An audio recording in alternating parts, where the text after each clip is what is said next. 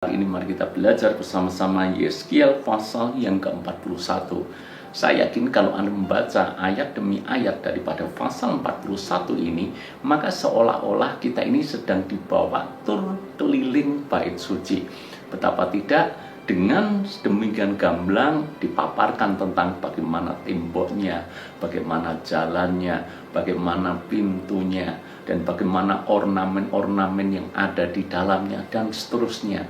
Dicatat dengan sedemikian detail, dan kita kemudian seolah dibawa untuk berkeliling dari satu tempat ke tempat yang lain, menyusuri seperti apa bait suci itu. Dan terus terang, kalau kita mau menafsirkan secara teologis, tentu penafsiran yang seperti ini bukanlah hal yang mudah. Karena itu, daripada saya berspekulasi tentang penafsirannya secara teologis, dan khawatirnya saya menafsirkan secara berlebihan dan malah keluar daripada konteks, maka di pasal 41 ini justru saya memahaminya seperti ini. Ketika Tuhan menyatakan ini kepada umatnya, itu artinya bahwa Tuhan seolah menyatakan kehadirannya, bahwa Tuhan bersedia hadir kembali bersama dengan umatnya. Ingat, bait suci adalah tempat di mana Tuhan berdiam bersama dengan umatnya. Maka ketika berita tentang bait suci ini disampaikan, itu artinya bahwa Tuhan menyatakan, aku mau hadir di tengah-tengah umatku. Kenapa berita ini penting? Karena pada waktu bangsa Yehuda berada dalam pembuangan di Babel, seolah-olah mereka ini punya hubungan dengan Tuhan itu terputus. Karena memang tidak ada lagi bait suci yang mana menjadi pusat penyembahan mereka secara lahiriah yang mereka biasa lakukan ketika berada di Yerusalem dulu. Maka ketika nubuatan ini disampaikan, berita ini disampaikan kepada umat Tuhan yang ada dalam pembuangan di Babel, mereka mendapatkan penghiburan bahwa Tuhan bersedia hadir bersama dengan umatnya. Itu sebabnya kita perlu untuk meyakini bahwa Tuhan kita memang Tuhan yang kadang menghukum. Kalau kita melakukan yang jahat, ditegur, tidak bertobat, malah mengeraskan hati. Namun tidak selamanya Dia akan keras kepada kita. Kasihnya sedemikian besar buat kita, sehingga sebagaimana Tuhan bersedia hadir bersama dengan umat Israel kembali, maka Tuhan yang sama bersedia hadir buat kita semuanya.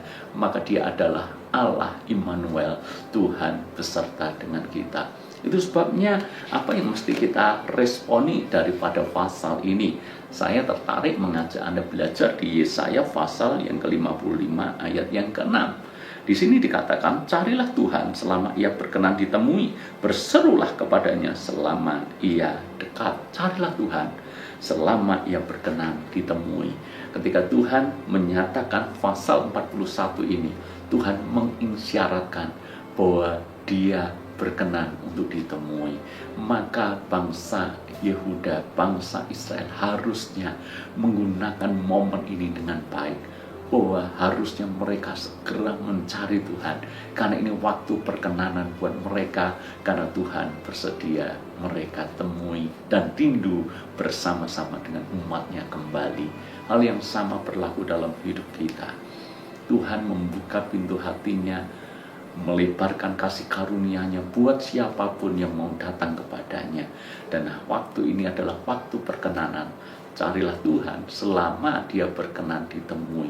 Hari ini kalau Anda mendengar panggilannya, kalau hatimu diingatkan oleh Roh Kudus bahwa Anda harus kembali kepada Tuhan, hatimu dijamah Roh Kudus bahwa Anda harus kembali kepada Tuhan, itu artinya Tuhan mau menyatakan, ini waktu perkenananku buat kamu.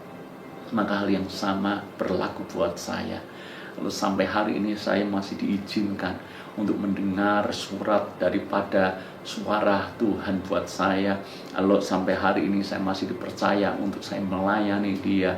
Kalau hari ini masih saya dipercaya melakukan banyak hal untuk Tuhan, saya tahu persis waktu perkenanan Tuhan dinyatakan buat saya.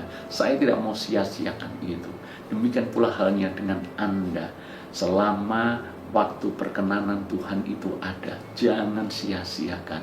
Mari hampiri tahta kasih karunia Allah, sebab Dia Tuhan rindu bersama-sama dengan umatnya. Tuhan rindu berdiam di dalam diri Anda, menjadi Tuhan yang berdaulat penuh, yang akan menuntun hidup Anda dan hidup saya, mengalami kemaksimalan, mengalami penggenapan rencana Allah di dalam hidup kita. Tuhan berkati.